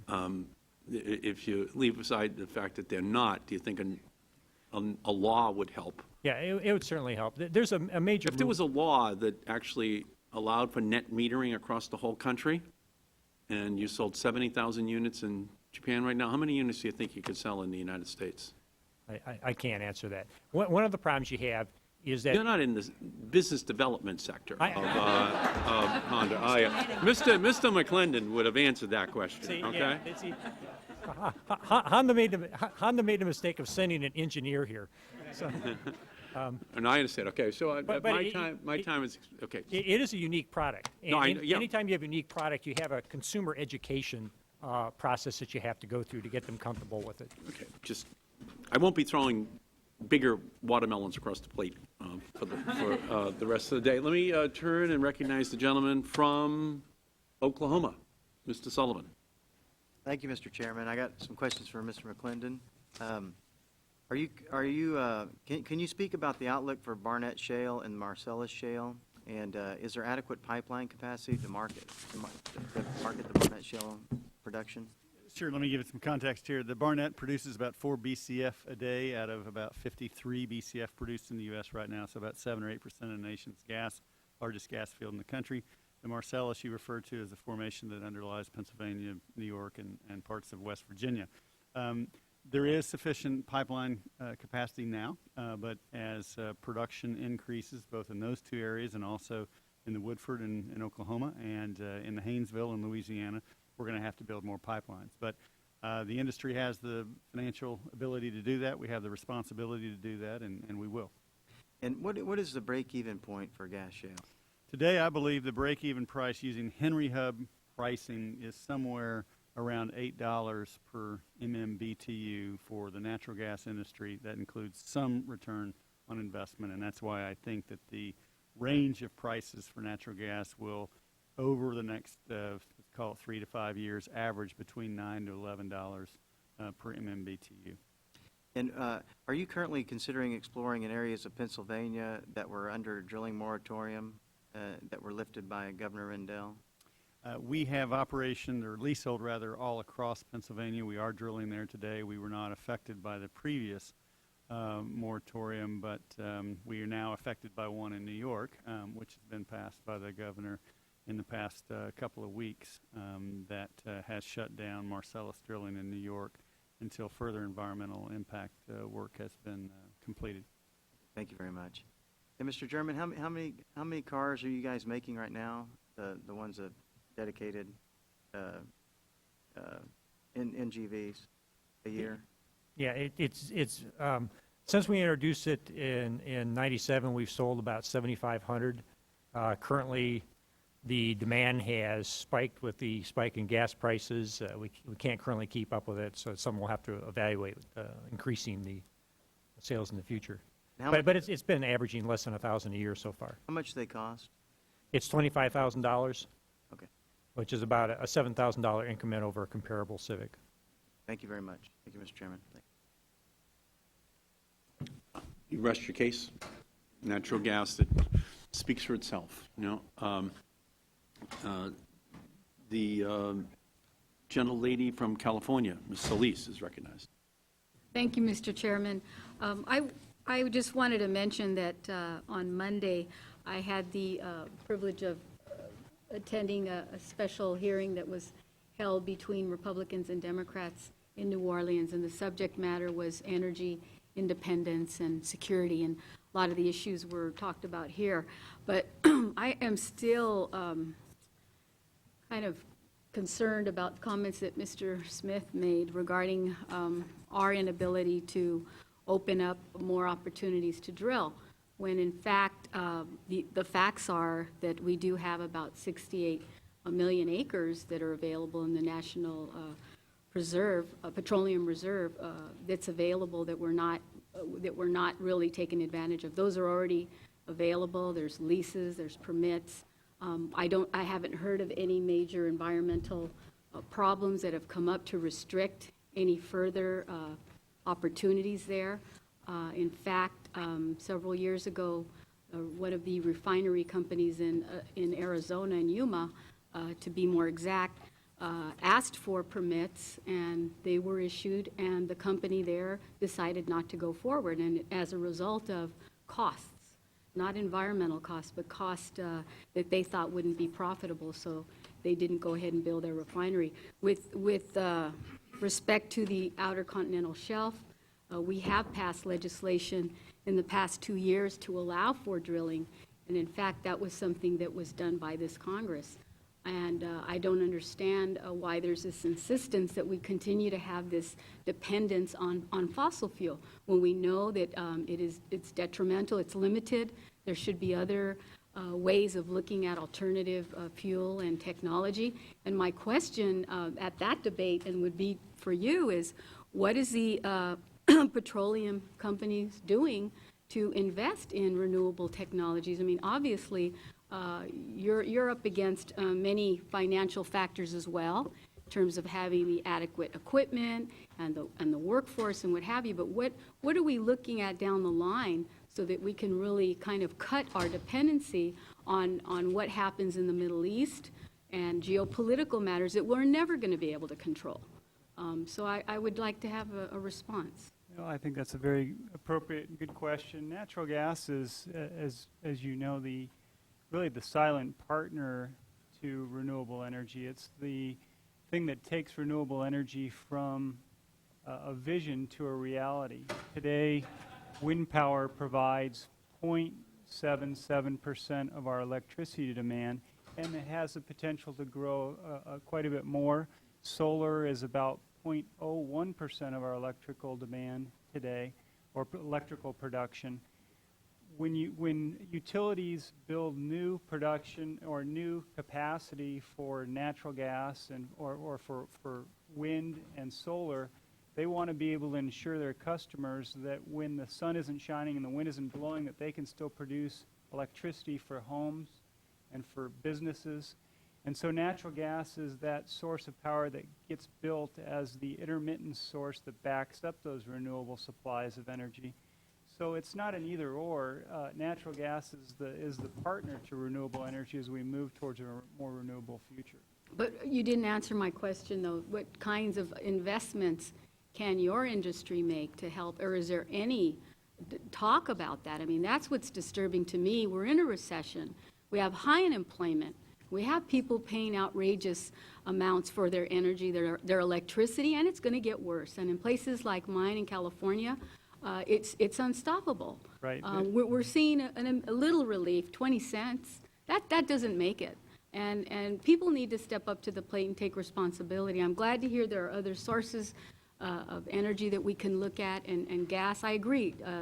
Liquefied natural gas is something that we should be looking at. But it needs to be done also in a very safe manner, because the placement of facilities in communities, there was a project that was going to be placed in East Los Angeles, and many in the community were very alarmed because they were not notified appropriately about what elements were being taken into consideration: safety, first responders, who's responsible if there is something, an accident, who's going to be liable for much of that. So those are some of the questions I have also. I'm not turning it off, but I'm saying that I think there is an important factor there, because there aren't a lot of regulations on the books also that talk about protecting where sightings are. And I don't even know if that's where we need to go on this, because we import a lot of our natural gas. But I think that it's something that we're going to have to talk about as well. Great, gentlelady's time has expired. Chair recognizes the gentlelady from South Dakota, Ms. Herseth Sandlin. Thank you, Mr. Chairman, and again, thank the witnesses. I support increased domestic production of natural gas on the Outer Continental Shelf as well as on public lands. I think technology has brought us a long way to look at some unconventional ways of extracting this resource in an environmentally sound way. It's all about how the mix of incentives that we set forth for the different energy sources that I think all should be on the table as we move forward to meet the nation's energy needs. One of the areas I wanted to explore, Mr. German, was an area you didn't get a chance to talk about in your opening remarks, but is in your written testimony, and that's biogas. So with non-fossil renewable methane gas, whether it's coming from cellulosic biomass, whether it's coming from sewage and other organic material, if you could just explain for the committee, describe for us the current state of the technology for turning biogas into liquid fuel for use in conventional vehicles, and what more Congress can do to help advance renewable biogas. Well, the current source that's already being utilized to some extent is natural gas that's produced as landfills deteriorate, and it's just a matter of capturing it. A lot more could be done with that, but that supply is inherently limited. We should try to take advantage as much as we can, but it's never going to be a large percentage of the fuel that's produced. The more interesting case is from cellulosic feedstocks, where a lot of work has been going into that. It's recognized that cellulose should have much lower greenhouse gas emissions and much lower energy needs than trying to produce ethanol from starches, for example. But there's a lot of work that still needs to be done on the development of that process, and it's by no means certain that fermentation of cellulosic is going to work better than some other processes. And if gasification proves to be a better solution in the long run, now you could have a very large supply of renewable biogas. So now the question comes, what do you do with this biogas? You can either take it through another step and liquefy it, or you can use it directly perhaps in natural gas vehicles. So just looking down the road, that if gasification of cellulosic feedstocks becomes feasible, then that could be a major boost to compressed natural gas vehicles. We certainly do hope it becomes feasible, and I'll get, Mr. Manning, I want to hear from you as well. As you may know, in the Farm Bill, different committee on which I sit, the Agriculture Committee, we took important steps to facilitate research and development of cellulosic biofuels, and we do hope that working with USDA and the Department of Energy that we'll see the types of advancements made to make it commercially available to consumers across the country. And I think there are some additional steps that Congress can take in that regard. Mr. Manning, did you have a comment? Very quickly, our company was the first to capture methane off a landfill in Staten Island probably 30 years ago. You're exactly where you need to be. And of course, there's the opportunity with agricultural waste, animal waste, but there's also the opportunity to use the whole chicken, for lack of a better word. And I recently met last week with Tyson's, and Tyson's were taking me through what they're doing. So I think it's still very early days.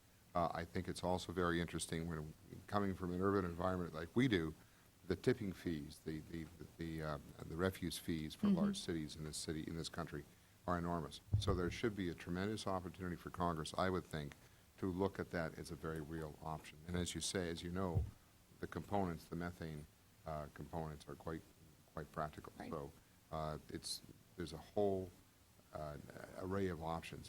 But part of the issue that we face, if I could just finish, is transmission. In other words, getting it from the farm to the load, getting it from the solar desert to the load, getting natural gas moved around. Transmission is a critical issue for Congress. We've been trying to build a pipeline that will repower a number of power plants in the New York area for 6 years without success. All federal approvals in place, and we were defeated, and that would just immediately back out the use of oil for natural gas. So that's a very important issue. Well, I appreciate your comments, and my time's almost expired, but, you know, where I'm from, we don't say use the whole chicken, we say we use the whole plant. You know, corn ethanol gets a bad rap, but there's a lot of agricultural waste when you're talking about corn harvest, and whether it's corn stover, whether it's the corn cob, there's a whole host of opportunities here for us technologically, and I couldn't agree with you more on transmission, whether it's the siting of pipelines and the construction of those pipelines, or the siting of energy corridors to get the vast amounts of wind and solar that we have in certain parts of the country transmitted to more populated areas. So I thank you all for your testimony. I yield back. Great. The chair recognizes the gentleman from Missouri, Mr. Cleaver. Thank you, Mr. Chairman. Mr. McClendon, I think, based on your testimony, I think you would agree that while natural gas is much cleaner, it is finite, and I think you mentioned we may have supplies for 100 years. 118 today, and that's, at least in my way of thinking. But we'll all be gone. But when it runs out, most of you. Well, I mean, that's 118 years on what we know today with the technology that we have today on the resources that we have found. So it's a pretty ingenious human species that we are, and I would think in 50 years from now we'll find more gas and we'll find more ways to get a higher higher recovery factor out of these shales that we are drilling into right now. The point I wanted to make along those lines is, while I agree with your testimony, and I also think that we're probably not moving fast enough toward using natural gas in any number of ways. But my concern is that it is invasive when we extract it. How do you compare the process of getting natural gas with fossil fuel, well, both are fossil fuels, but oil, in terms of their impact on the environment? Well, when you talk about invasive, I think about a weed that, takes over the country. And I think the good news today is that the natural gas that we're finding in these shales is being found, frankly, underneath gas fields that have already been in production for decades: Oklahoma, Louisiana, Arkansas, Texas. And so these are places where people are comfortable with additional drilling. Pennsylvania is the cradle of the American oil industry, 1859. So I wouldn't agree that we are an invasive species. We are certainly drilling in more areas today, but I think the good news is 33 of the 50 American states do produce. And I would say that if you're looking at the total environmental impact, natural gas versus oil versus coal, that natural gas ends up being very low on the environmental impact scale. And so I would encourage you to think about natural gas. It's clean. It's being produced today in areas where people want it to be produced, and is the key to rolling back oil prices, gasoline prices, to where they were 5 years ago. And I know of no other way to do that, but natural gas can do that. I represent Kansas City, Missouri, but I was born and raised in Texas. Went to college my first year in Oklahoma. The gas, oil fields less than a mile from the house, from the public housing project where I grew up. But the environmental issue is something that I'm concerned about. Many Texans probably are as confused as me. You drive down the highway and you'll see flames coming out of the ground, just flames with no apparent danger. My assumption is that is natural gas. My assumption is it would be illegal. Our company operates 38,000 wells, the largest number in the country, and we're not allowed to flare gas anywhere in the United States. So I really need you to think about, in the environmental balance sheet, natural gas is the fuel that can back out dirtier oil, back out dirtier coal, and then on a net basis, we are much ahead by using natural gas. So you have never seen the flames? I've seen them in pictures, and I know that in the Middle East today and in Nigeria today, they flare a lot of natural gas, but in the states where we operate, we're not allowed to flare natural gas, and we're the biggest producer of gas in Texas, so that is news to me that you can flare gas in Texas. Again, maybe a long time ago, I think you probably could. But well, you're suggesting that I'm old? Pardon me? You're not any older than I am, I don't think, and things have changed a lot in our lifetimes. Well, sure. yeah, I haven't seen it in the last few years because I don't live there, but and maybe it's a practice that has been discontinued. It really has. In Maine, for a lot of reasons, not the least of which is for environmental reasons, but also why would you flare something that's as valuable as natural gas today? Well, we that was capture it and sell it. yeah, that was the point I was going to make. That was the question I was going to ask about environmental damage and also wasting. All right, I yield back to balance my time. Great. Gentleman yields back. Chair recognizes the gentleman from Washington State, Mr. Inslee. Thank you. There was, I think, a discrepancy in a couple testimony I want to see if we can clear up. I think Mr. German had, in his testimony, had provided a graph showing CO2 emissions reductions associated with natural gas, and it was well-to-wheeled emission reductions, and it shows CO2 reductions, as I read it, about 42% or something in that. Is that about right, Mr. German? Am I reading that? That's for the Civic GX compared to an average vehicle. Okay. And I was reading, I think, Mr. Manning's testimony that quoted a figure of 90 to 95% reduction, as I understand it. Oh, I'm sorry. Yeah, I'm sorry. I apologize. That number relates to if you take old technology and convert to natural gas. In other words, the least efficient. We're making reference there to displacing ancient technology. I see. Okay. Mr. German's comparing new to new, which is probably the better number. Got it. We're talking about getting old vehicles off the road with brand new technology running on natural gas. So if we replaced, comparing new gasoline-run internal combustion fleet, a new internal combustion gasoline-powered fleet with a new internal combustion natural gas-powered fleet, the best evidence is we would reduce CO2 emissions about 42%. Is that, or at least that's Honda's experience then, is that right? Well, if you convert a larger car to natural gas, the savings won't be as large. If you converted the entire fleet, the CO2 reductions would probably be 25 to 30%.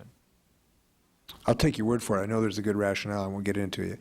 So if we were, as opposed to replacing our fleet with gasoline-powered internal combustion engines, if we replaced the whole fleet with natural gas internal combustion engines with the same model type and, size, the CO2 reductions would be about what number? 25 to 30%. 25, 30%. Okay, thank you. I appreciate. But of course, this would be on top of any technology improvements you made to the baseline vehicle. Right, right. Which can be very significant, by the way. We're very excited about that. I just drove a plug-in hybrid that Toyota has made just as kind of a prototype yesterday. And of course, Honda's got a lot of fuel cell progress, and GM has, I think, made a commercial decision to do a plug-in hybrid vehicle, the Volt. And I believe this is really in the near-term future, the electrification of the car. And so I'm very excited about that. But we got to have the electricity, obviously, to run the cars. So I want to ask you about that. We're having this discussion of offshore drilling, in part for natural gas. And I want to try to ask you all about the parameters of the possible of natural gas exploration domestically compared to the potential parameters for other fuel sources. For instance, I'm advised that the National Renewable Energy Lab found that if you look at the land domestically that could be available just for solar technology, let's just take solar thermal technology, to use thermal energy with mirrors that bounce the heat onto a pipe, you heat up salt, and you drive a steam turbine engine. They found that if you exclude mountain ranges, if you exclude cities, if you exclude environmentally protected areas, if you exclude areas that the grade would not allow, if you just look at the areas that are really suited for solar energy in the American Southwest, we could produce 7 times more than the entire energy usage of the United States just using solar thermal power. Now, today that would be considerably more expensive than natural gas with today's situation before we enjoy scales of economy. But nonetheless, it's significant. I just met with a company that has plans to produce in America. It's the Mon company. It's now a German company, but they tell me that they could produce that in a 90-mile area of the Southwest. You could produce all of the electricity the United States use and run, according to the Pacific Northwest Lab, and run the entire transportation system of the United States once cars are electrified, which I think is relatively soon. So I guess looking at those enormous potential growth, how does natural gas stack up as far as potential growth in domestic production? Is it the same? Is it more? Is it less? Just give us some ideas in that regard. Mr. Manning? If I could just take the first shot at that, the critical role of natural gas, and this has been discussed a little bit, is that technology, when the sun goes down and the load is still maintained for a couple of hours, the best way, obviously, as you say, you have salt storage, there's other ways to do that, but a lot of the benefit of natural gas is that to accommodate intermittent power, be it wind or solar, the opportunity to balance the grid, which is a critical need, is best with natural gas generation because it can come up very quickly. Large baseload plants can't respond quickly. Natural gas plants can. So you could use a combination of peaking plants. This leaves aside the whole conversation about high-efficiency technologies and distributing your generation, and there's lots of things that you can do. But what my friend referred to here was that the silent partner of renewable power is natural gas, because it can facilitate. What you're talking about is large desert solar, massive installation, cover story in Scientific American last year. Absolutely, that opportunity is there. But natural gas, I do believe, still plays a major role. What we've also been speaking about is the opportunity to use natural gas in things like the Free-Watt unit by Honda, where you can actually, natural gas is very efficient in its final use. It can be very efficient at the burner tip. And so that then, of course, one of the biggest issues, the challenges that you referred to in terms of major central plant solar is transmission. How do you get that power from those large opportunities into the load? And so transmission is very difficult to do. And if you only want to build transmission that's just intermittent power, it's just solar or wind, which of course, you know, I recognize that's important in your bill. The challenge that we have, of course, then is how you balance that load. And that's an area of real challenge for our industry. There's an answer to that, which is passed my bill on establishing a high-capacity corridor. Thank you, Mr. Chair. Gentleman's time has expired. What we'll do is we'll go to a round of 2-minute questioning from the members. Mr. McClendon, I'd like to talk to you about water, the role that water plays in the hydraulic fracturing. New York State has just passed a law which requires there to be consideration of the environmental impact that this new natural gas drilling will have on the water supply. Could you talk about it? I can. Water cannot be separated from the discovery of natural gas any more than water can be separated from any industrial process. It is part and parcel of agriculture. It's part and parcel of industry, and we have to have a lot of water to drill our wells. Now, how do we go about getting that water? We operate in some of the most arid parts of the United States, West Texas, western Oklahoma, places with less than 10 inches of rain. We do a good job of building collection dams for water in those areas. We use municipal water, and in New York State and Pennsylvania, there's a fair amount of stream water that we think we can access.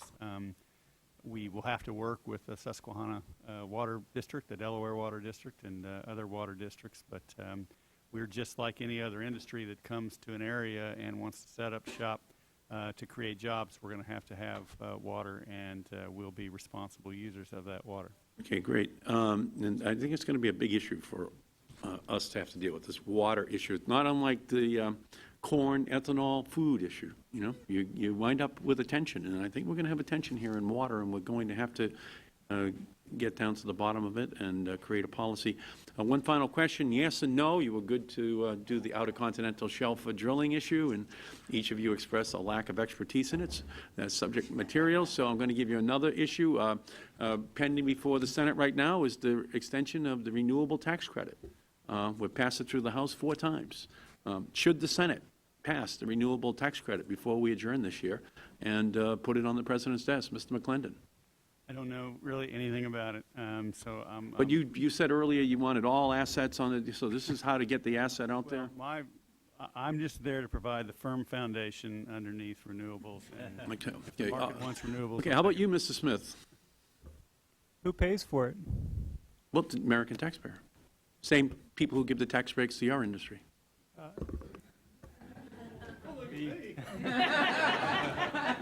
Who else? I would ask, well, with the prices we have today for energy, why aren't those sources of energy competitive on their own? That's what we're saying about the natural gas tax breaks, the oil tax breaks, you know, so thank you for raising that issue. Mr. Harris? Yes, a unqualified yes. Okay, thank you. Mr. Manning? Unqualified yes, and it should be a top priority. Thank you. Mr. Wells? Yes. Thank you. Yes. Thank you, Mr. Chairman, very much. That completes my time. We'll recognize the gentleman from Oregon, Mr. Blumenauer. Thank you.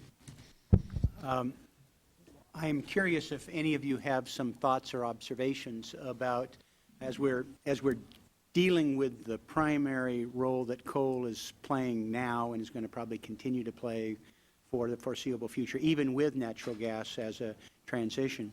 If there is some potential in your judgment for some of the technologies to create gas in the coal seams, some of the processing that is underway, sort of dealing with the combination of carbon sequestration and conversion in a way that appears to have some promise. Mr. Wells? Yeah, excellent question. And as part of our efforts to diversify our sources of energy, today we, for pure energy, are about 99% dependent on natural gas, are looking into the gasification of coal into natural gas.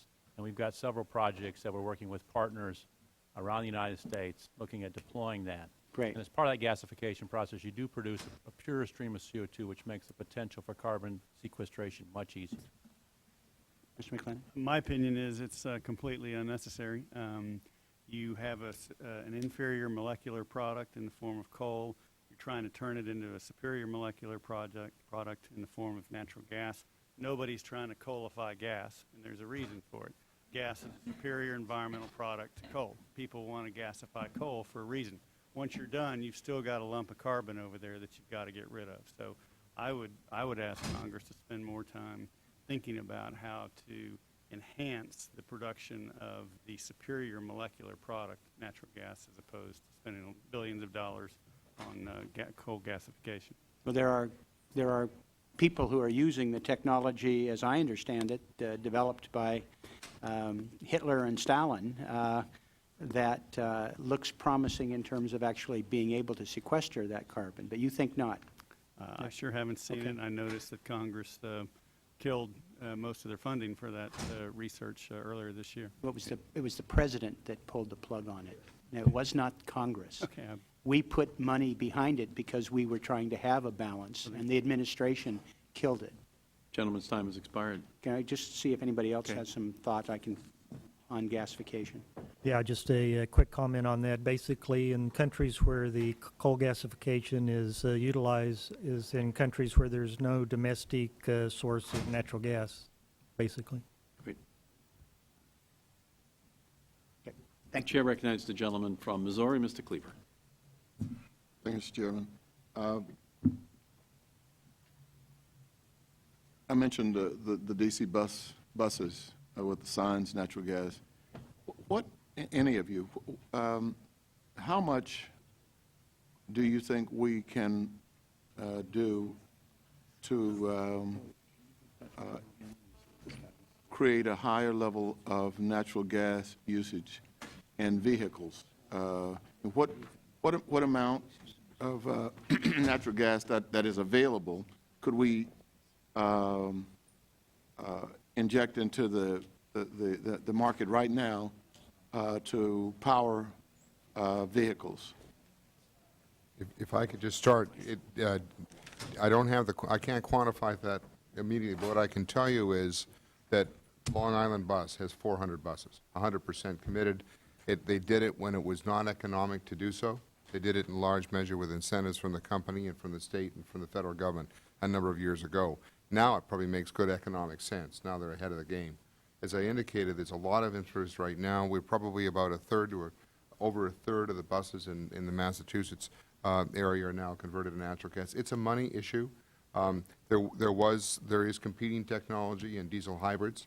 One of the numbers that we did have in our testimony is that you have a 99% reduction in particulate when you have a natural gas vehicle bus. The beauty of buses, of course, is it's centrally fueled, so that we are big fans of natural gas vehicles, but our success has been where they're centrally fueled, such as buses. But what we had to do, we built 17 gas depots in New York City. We built 15 in Boston, and we built the Jackie Gleason Bus Garage for $3 million 2 decades ago to force the MTA's hand to get them to do this. They've had a bit of a love affair with diesel hybrid. Now they're coming back to natural gas. It may be a price issue, but it's a money issue, but it's there. Gentleman's time has expired. Mr. McClendon has to leave.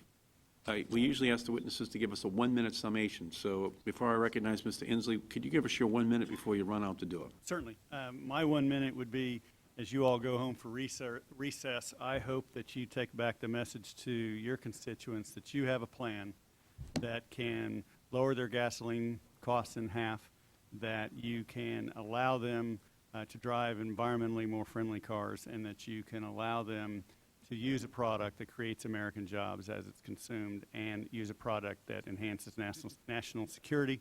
Natural gas does all that. And this industry can increase natural gas production by at least 5% per year for at least the next decade. Please think about your policies with regard to natural gas with a mind frame of abundance rather than scarcity. Great. Thank you, Mr. McClendon, very much. Chair, thank you, sir. Thank you for being here.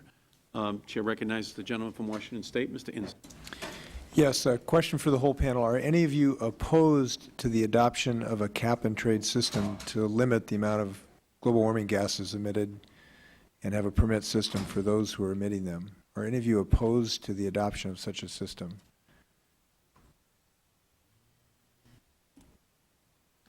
No one is opposed? I think the devil's in the details, right? I think everyone would want to see the details of that plan before they blindly said yes. Well, do you think, Mr. Smith, do you think we ought to have a national limitation on our emissions of global warming? And do you think we ought to have a permit system that polluters pay for to pollute? I think 1 in 5 Americans today currently qualify for energy assistance, and they're struggling to pay their heating and electricity bills. They're struggling to get to work. They're struggling to pay for their food. And I think you need to ask the American public if that's their highest priority, is to make energy more expensive, or if there's more creative market-based approaches to help lower the price of energy while also reducing carbon emissions and other greenhouse gases. So do you think polluters should pay to pollute in this country?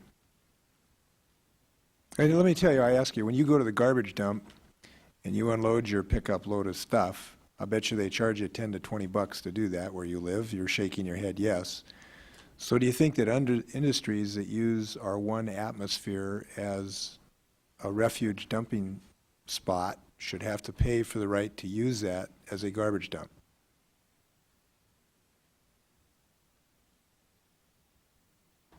I'm not sure if I understand. I think generally what you're saying, or what you're asking me, is should there be a cost to pollute? And I would agree with that. That's probably fair. I appreciate that. We'll remind you that next year when we're working on this cap and trade system. Thanks. Well, that completes the time for questions. So we'll go to the summation of each of our witnesses, 1 minute apiece, what the big thought is that you want us to remember as we move forward legislatively. Mrs. Smith. Thank you. Well, it's clear from the testimony today that energy drives our economy, and we've heard compelling reasons why we need more natural gas for transportation, for food, for feedstocks, and for electricity. Natural gas, especially off of federal lands, is a critical supply today, and it looks like it will be for quite some time. It's proven, it's a near-term solution, and we can't kick the can down the road anymore on deciding whether or not these areas should be open for development. It will just be delaying those problems for future generations, and I hope this Congress will look at opening the OCS and providing better, more timely access for development in the Intermountain West. Mr. Harris. Yeah, I think would like to close by saying global warming and energy security are issues we should address, and believe the way to address those issues are access to resources and the ability to build the infrastructure necessary to bring those resources to the marketplace, and also import LNG and other products that will diversify our energy supply. Mr. Manning. We have made an 80% commitment to reduce climate change emissions by 2050. We're 37% of the way there.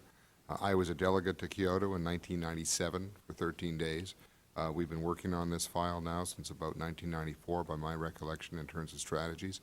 We think that this could be a critical component, the work that you're doing today. We think that gas is a critical facilitator, the technologies that we'll need to do that.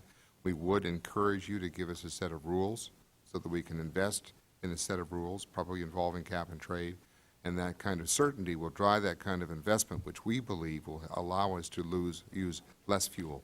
Natural gas is a precious commodity. It facilitates a great deal of technological change. We should use it wisely. Thank you. Mr. Wells. Thank you. I sit here today representing a solutions provider to a lot of the issues that we talked about today. My company alone develops products like styrofoam insulation, which that product alone saves over 200 million metric tons of CO2 each year. You mentioned in your opening the lightweight plastics that get to be used in automobiles, allow them to be more efficient. We talked about landfill gas. We've been a pioneer in the use of landfill gas. Just last week, we signed an agreement with NREL to use plant waste to lead towards ethanol and towards auto fuels. But we sit on the natural gas margin. And as natural gas prices will rise, as demand increases, we'll be the industry that leaves. We want to invest in the U.S. We want to provide these solutions to the U.S. by being in the U.S., and we ask for policy that allows us to do so. Thank you. Thank you, Mr. Wells. Mr. German. Yes, hi. There's certainly, our needs are great. We need to pursue multiple avenues to meet our transportation needs. Natural gas has a lot of potential to be a significant part of the near-term solution, but there's a lot of other potential solutions in the long term. Need to avoid mandates, set performance standards, let the best technologies win in the long term. Of course, this assumes equal playing fields to different technologies, and along those lines, we would like to work with the committee on how to address selling electricity from our free watt system back to the grid. Thank you, Mr. German, very much. We thank each of you. Obviously, if the predictions come to pass, this is an incredible development. Some of our witnesses are maintaining that there could be a doubling of natural gas production in the United States over the next 10 years. If that's true, it's incredible news. Right now, we produce about 8 million barrels of oil per day in the United States, about 11 million barrels of oil equivalent in natural gas, and about 10 million barrels of oil equivalent in coal. If natural gas could be used to substitute for coal, in the eventuality that a carbon capture and sequestration plan is not in place over the next 10 years, if natural gas could be used to displace oil in the vehicles which we drive, obviously in both global warming and in energy independence, there's something quite big as an ingredient which is being added to the formula. We thank you for being witnesses at our first hearing on this subject. I think it is going to rise in prominence as each month passes, as we try to put in place the policies to solve these problems. With that, this hearing is adjourned with the thanks of the committee.